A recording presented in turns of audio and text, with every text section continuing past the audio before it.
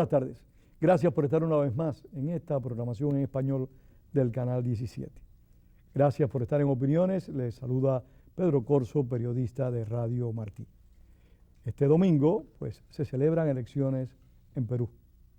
Para hablar de las elecciones en Perú, de lo que puede ocurrir en ese país a partir de hoy, pero también lo que ha ocurrido en los últimos años, el desarrollo económico que se ha presentado, la estabilidad política que el país ha disfrutado en los últimos años, a pesar de la amenaza que han significado también grupos extremistas, pues hemos invitado a Carlos García, dirigente del partido APRA.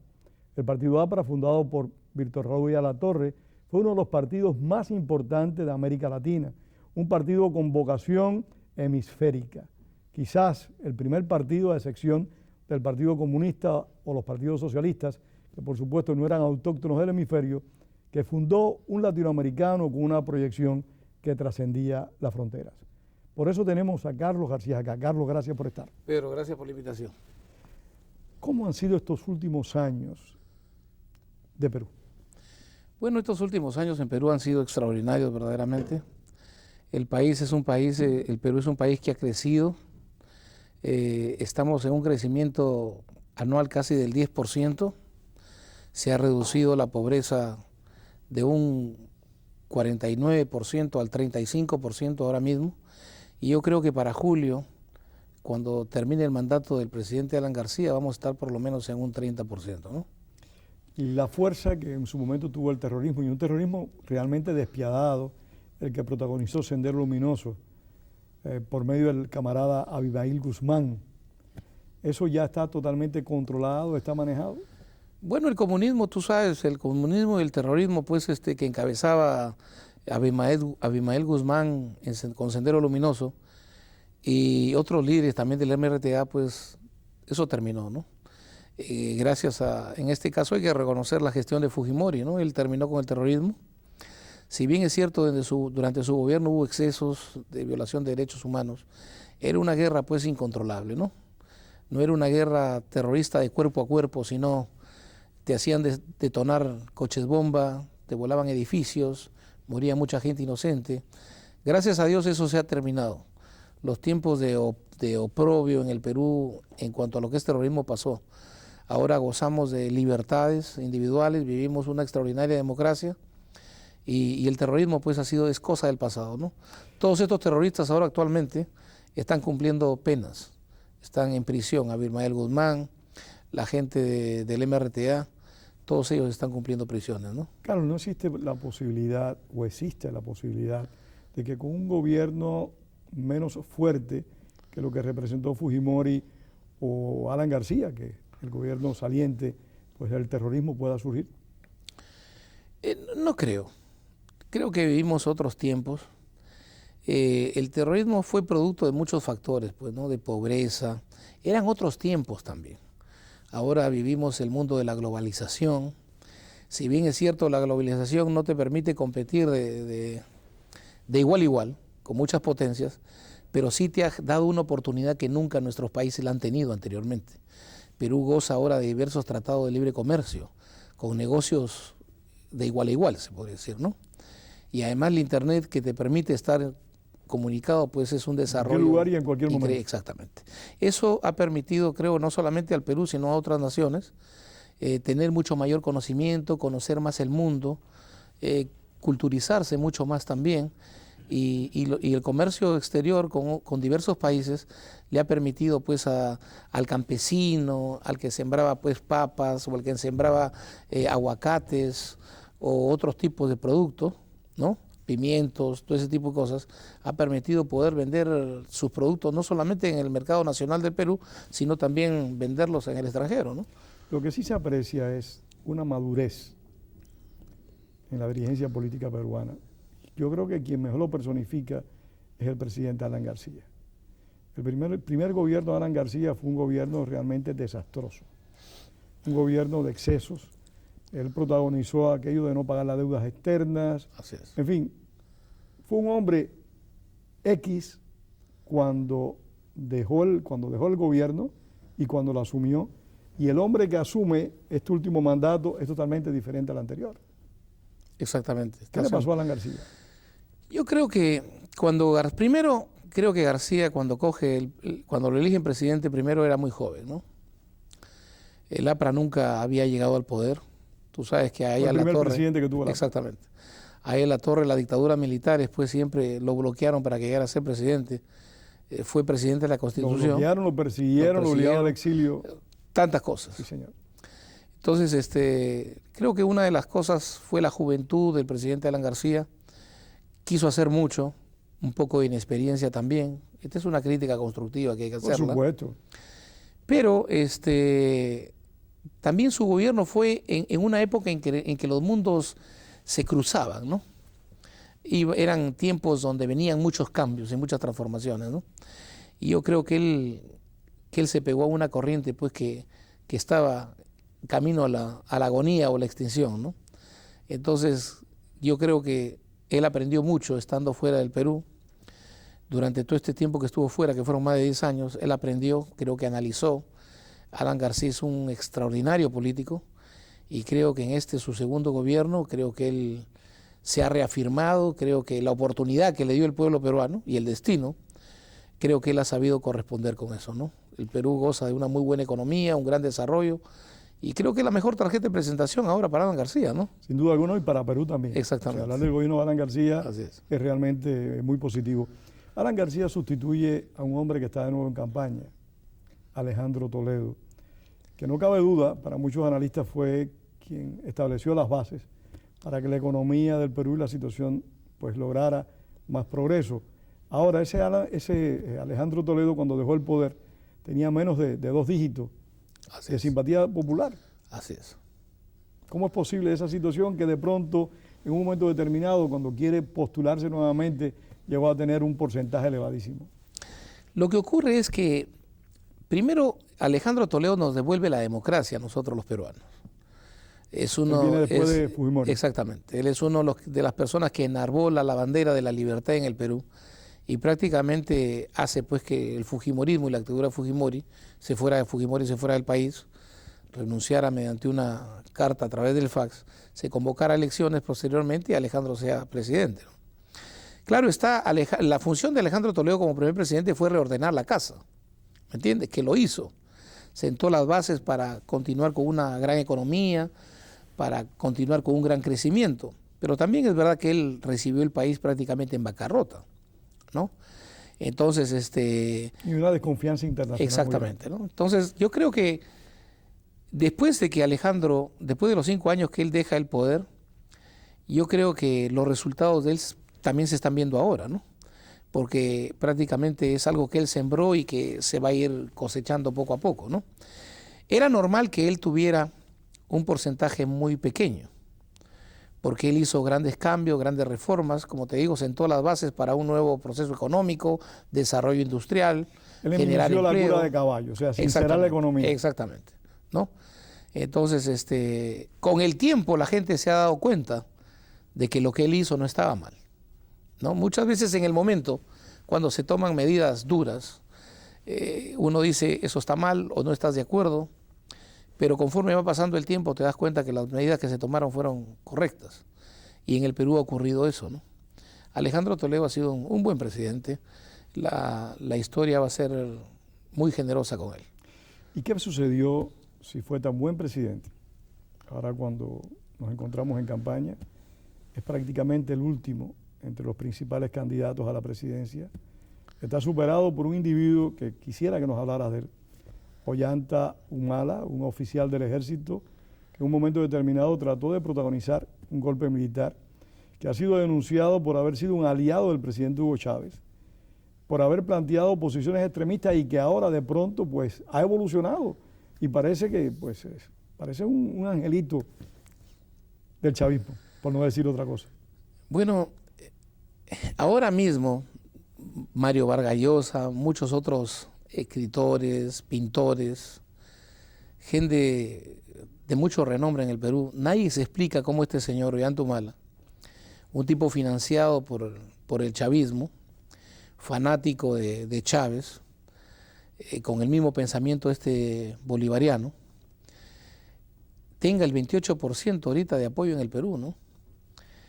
Hay cosas que verdaderamente el pueblo peruano es un pueblo un poco complicado, se podría decir. Yo creo que son todos los pueblos, Carlos. Porque cuando tú te pones a mirar la historia de los países nuestros, y no solo los nuestros, Adolfo Hitler llegó al poder por elecciones. Exactamente. Que los pueblos en muchas ocasiones, o por lo menos un sector importante de cada pueblo, tiende a equivocarse e irse detrás de figuras que más que talento lo que tienen es capacidad de seducir. Así es.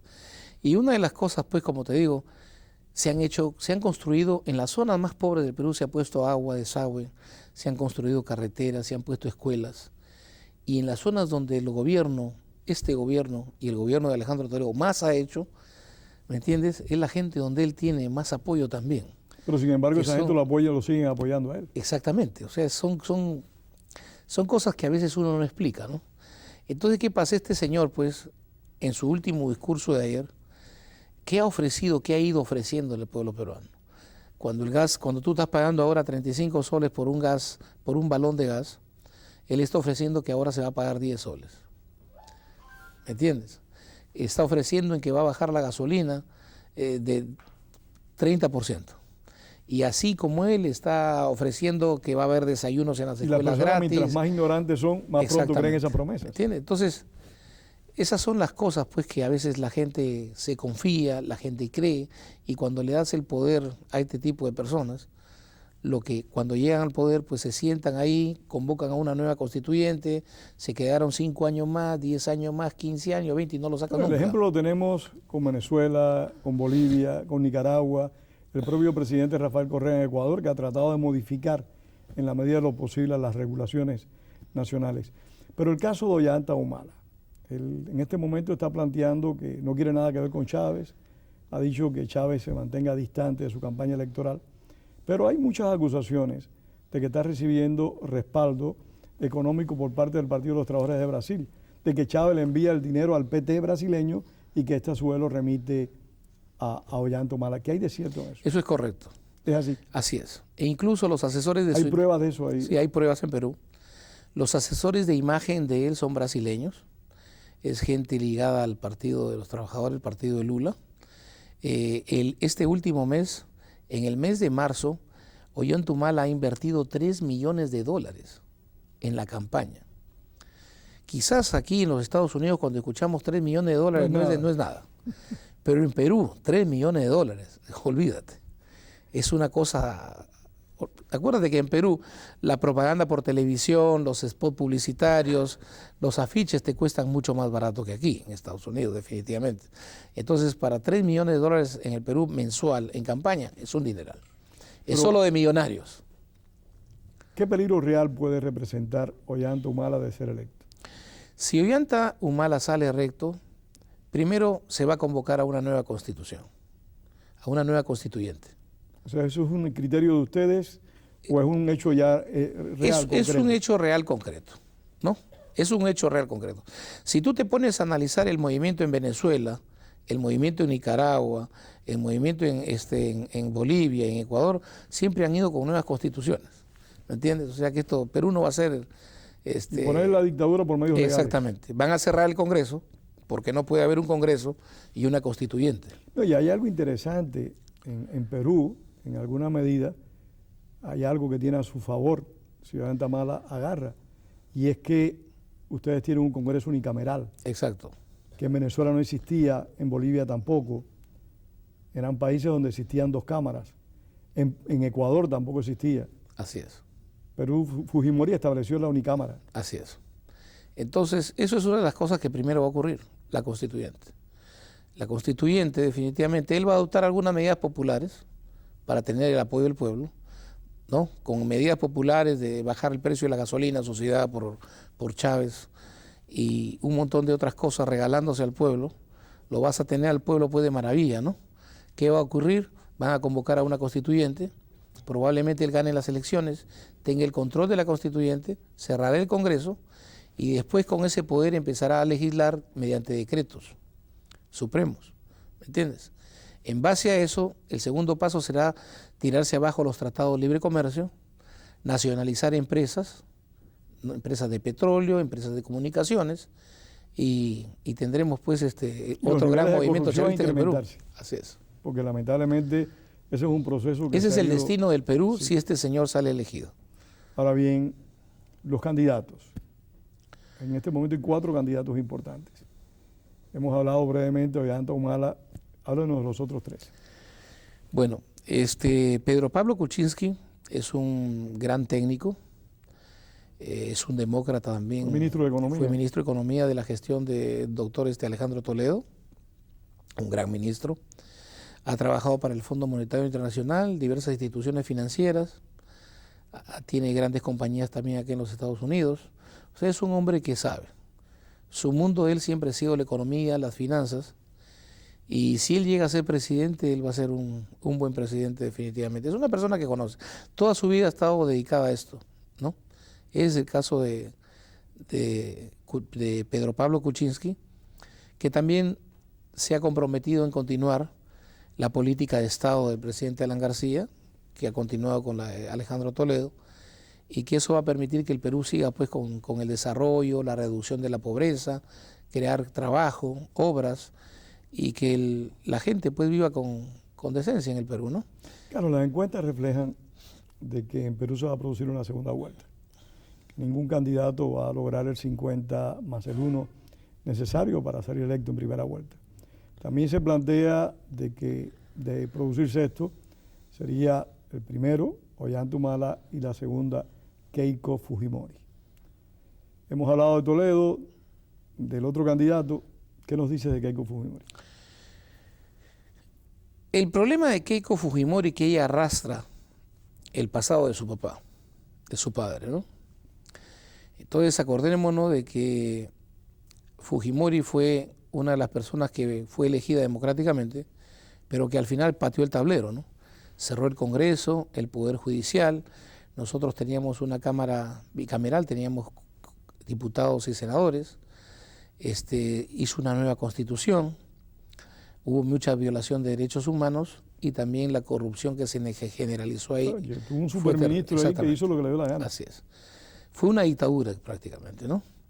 Entonces, sin embargo, Keiko Fujimori, que tiene muchas opciones para entrar a la segunda vuelta, representa el pasado de su padre.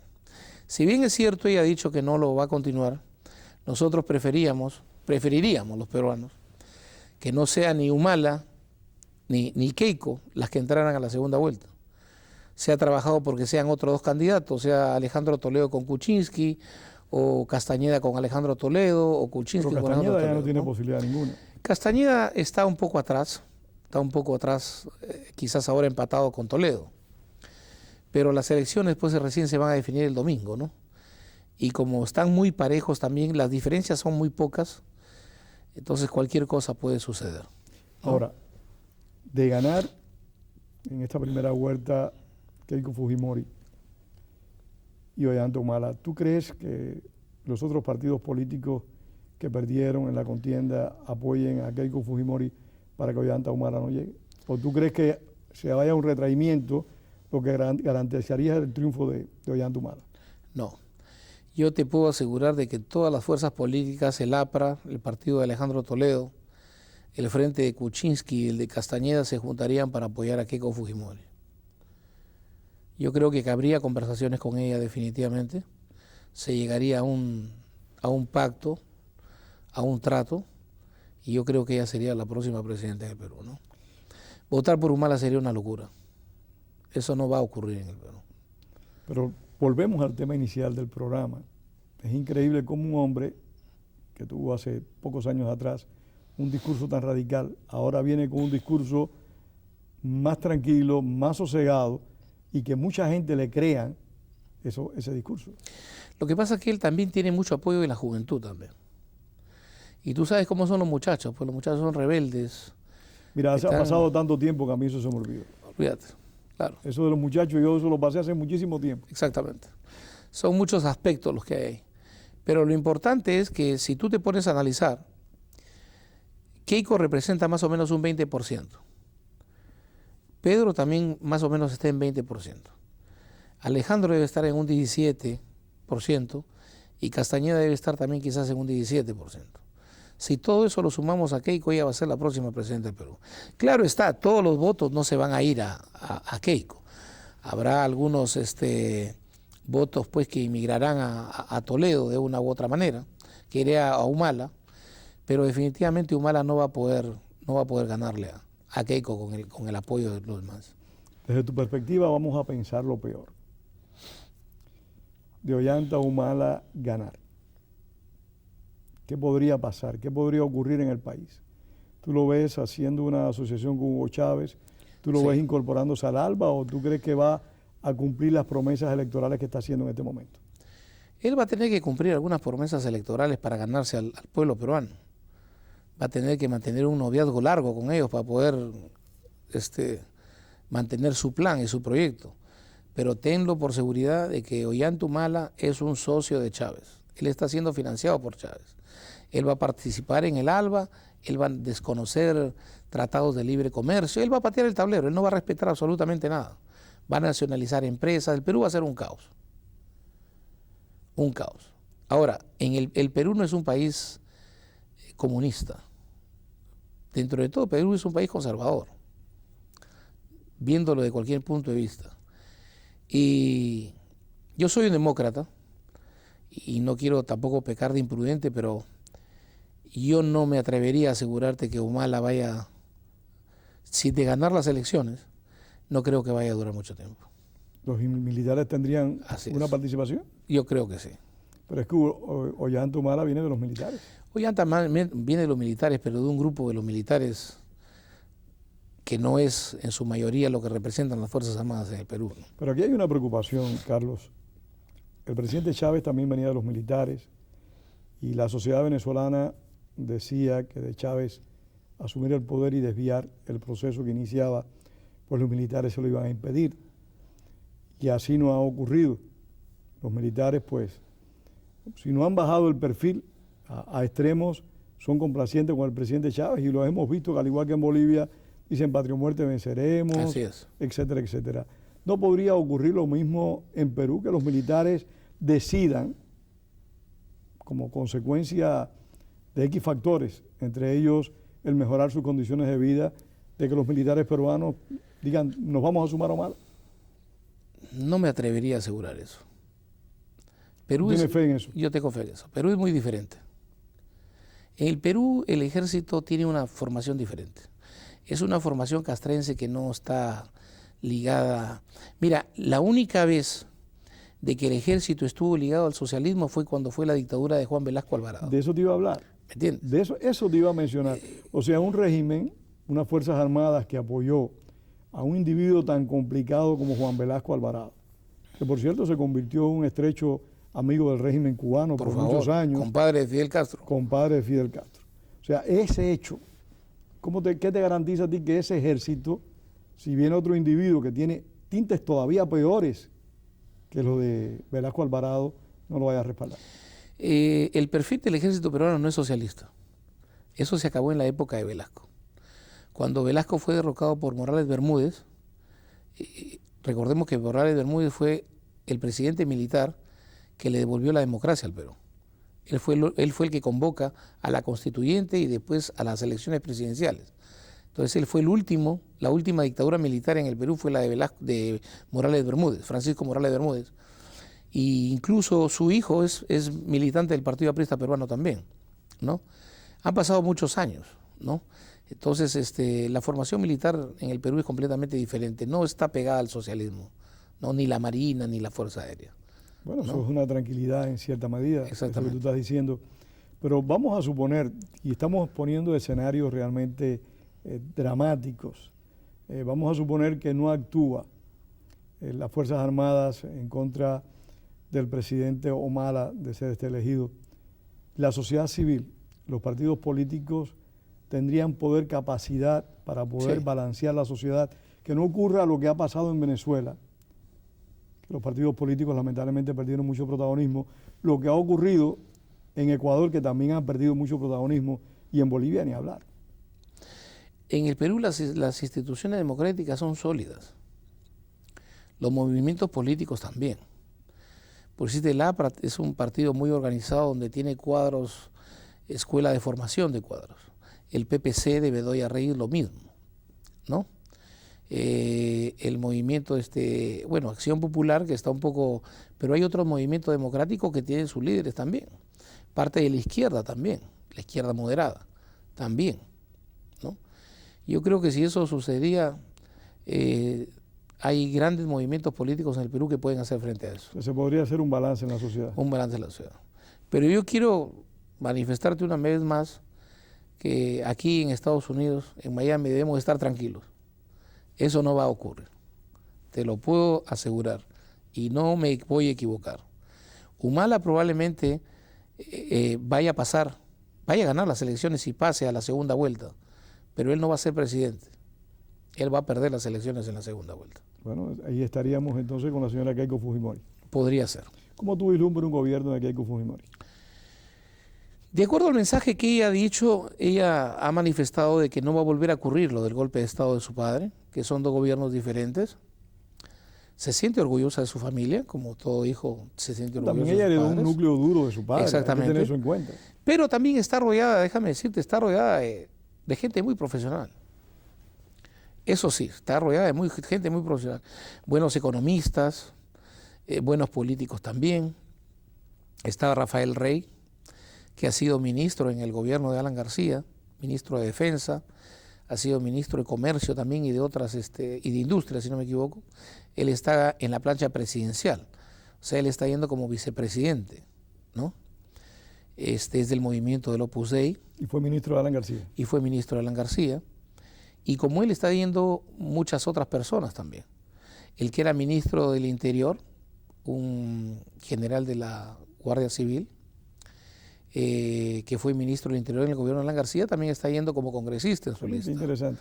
O sea, el peligro, quizás ella pues no recuerde lo de su padre, ¿no? Como te digo, ¿no?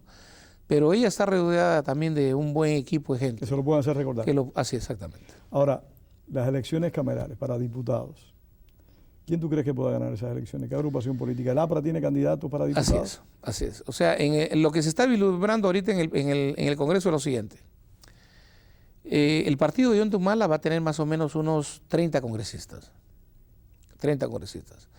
El partido de Keiko Fujimori también va a llegar más o menos a tener unos 28 o 30 congresistas.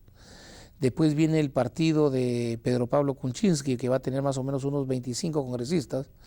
Y de ahí para abajo van a tener más o menos 20 y van a llegar a 14 y otros van a tener como 2 congresistas. O sea, va a estar bastante dividido. Va a estar bastante dividido. Pero esto permite, primero, Humala no va a tener control del Congreso. Carlos, se nos está acabando el tiempo.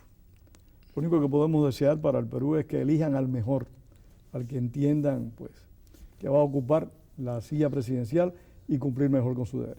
Gracias a ustedes por su sintonía, por haber compartido con nosotros esta tarde y gracias a Carlos García. Gracias por la invitación. Gracias.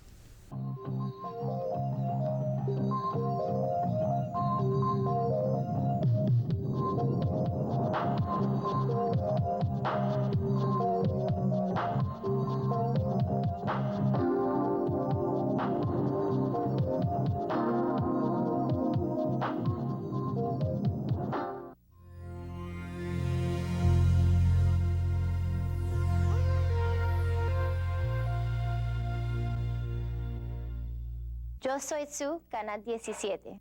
Yo soy su Canal 17. Yo soy su Canal 17. Yo soy su Canal 17.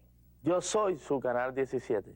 Este es su Canal 17. Usted sabe que el Canal 17 es su alternativa. La programación en español todos los domingos es para usted. No se lo olvide, los domingos tiene una cita muy especial con su canal, el Canal 17, la alternativa de todo el sur de la Florida.